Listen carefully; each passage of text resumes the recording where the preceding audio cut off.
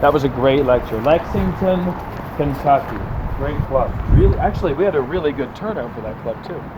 Josh Fletcher had some very, very cool ideas for mentalism, actually. Yeah. It's something that I immediately wanted to start applying to my own performances. So definitely check out his work. Yeah, Josh was a great guy. Oh yeah, and then he fooled us almost, he almost fooled me, and he almost fooled you with that one routine. Yep. Oh man. Just real quick, say the first word that pops in your mind. Balls. Balls, interesting. Let's do the same thing with you. First word, go. Pinochet. Ha! Helicopter. Free. Right. No, nobody. Even if I knew what it was, it wouldn't be my jury. So this isn't like, mind reading. It's something else. God, dude. I think. Oh no. Okay, cool. This is gonna be cool. Yeah. I have a feeling Kent's gonna be cool, dude. I think I am. I think he is, dude, because I think I know what's gonna be. Kent's about to start fucking. Yeah, I'm excited. Okay, don't look yet. Don't look yet. Okay, turn it over. Woo! Dude, this is so No, you didn't even sit cool. I down. know. Here, stay. Aw, dude. Now your name. So badass. Courtney. You got it. Courtney. What? Damn. You got it straight up like that, dude.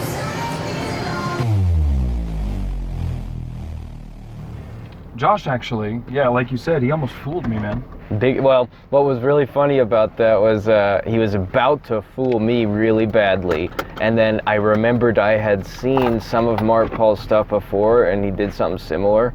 So then I instantly was able. I was like, "Oh, okay, I got it." And I looked over, and you were still kind of bugging. Well, I knew if he didn't open.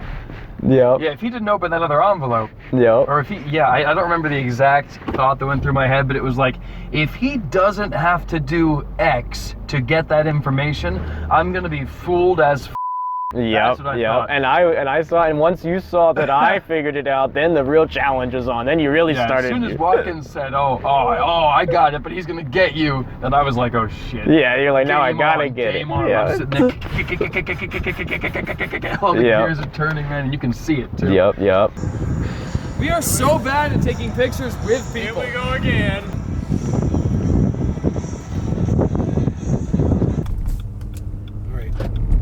All right, buddy. You know what I want to talk about, though?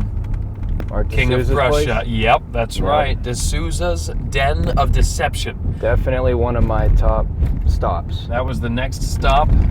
We stayed in King of Prussia, Pennsylvania. And man, Mark Desouza, what a host. Yeah, super cool and knowledgeable guy. Yeah, he really filled out the lecture. It was really, that was amazing. Then also, his house. His house was incredible. He had all kinds of magic history in there. He had a cool spot for the actual lecture to take place, where so many legendary people have lectured before. That's true. We were in very good company. He is one of the most knowledgeable magicians I have ever known. Yeah. And it's not even his primary source of income. He's a lawyer. Actually. Right, yeah. Thank you for the tour. My pleasure. Thank My you. pleasure. That was awesome. Glad we were able to do this. Well, there's so much more to see. I'll be using this for my insurance claims. Oh, so. good. We'll make sure to get close-ups. So how did all of this start? How did you get started in magic? I saw a magician perform at a kid's party when I was 5.5 years old. And the only thing I remember him doing was the egg bag, which I still perform in my act to this day. And not the same version, better one. Okay. When I was 6, there was a TV show called The Magic Land of Alakazam with Mark Wilson. And that's what got me going. I would bug my parents and my grandparents to buy me magic tricks at the toy store, the little S.S. Adams blister pack stuff, magic sets, wherever we could find them. And I guess by the time I was about 8, I was actually doing little shows, and I would perform like at my cousin's party. And this was still all toy stuff. It was not, And I would get books from the library, Bill Severin books. I lived on Bill Severin books, and I would make stuff out of cardboard, and it was great. And it's still my mother's scarves. What are the Bill Severin books? Bill Severin was a Massachusetts magician who wrote books for the public. But the books for the public that he wrote were not like any other magic books you ever saw. These were very practical things, tricks you could do with stuff you found around the house, and stuff you could make out of, Quaker Oats containers, cylinders and boxes and this and that. And they had great premises, different tricks, and pattern ideas. They're really great books. I have all of them. I have all the several books. Cool. They're very good. And I'll tell you, for anybody who's looking, the stuff is still in print. You can find the books, and they're still great books. They're still great books. Bill Severn. Severn, Severn. And in fact, Severn did create something that's usually credited to he and Pete Byro, that's a rising card trick. That was very popular for a while, so you will often see his name associated. But it's credited to the wrong people? No. It's Severn. They do credit Severn and Pete Byro. Byro came up with something on it after Severn showed it to. Cool. So I saw Caps perform on the Sullivan Show. He was the act that followed the Beatles the first time they were on. Tough act to follow. What did he do? He did 2 tricks. He did the homing card. That's the thing with the 5 cards with the 4 black cards and a red card. The red card he throws away, and it keeps coming back. It keeps getting more frustrated and frustrated, which is based on the Huger and Browie version, but his handling was much better. And he did the salt pour. He did the long pour. And I'm watching him, and it's not so much the tricks that I'm focusing on. I'm focusing on him as a performer. And, I don't know how at 10 I was able to, appreciate, who this guy was and what he did and the way he performed it. But boy, it was, that was life-changing for me.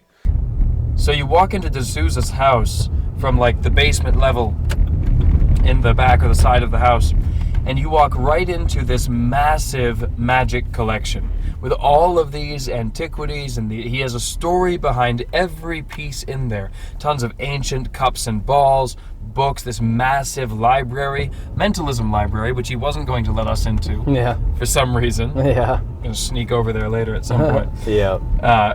And he also had a bunch of musical instruments signed by a bunch of famous people. That's true, a big rock and roll fan. You walk through all of his collection, and when you get through all of the collection, it opens up into this incredible little magic theater, which he's built in his basement.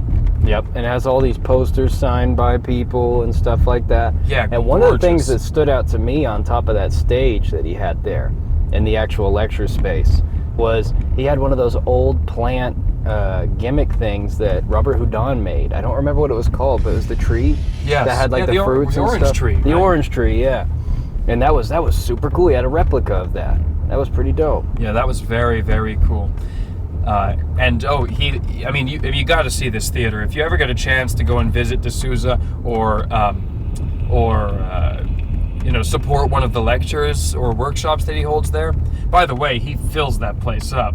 Yeah. I mean, we had a great showing for the lecture and then a great showing for the workshop as well.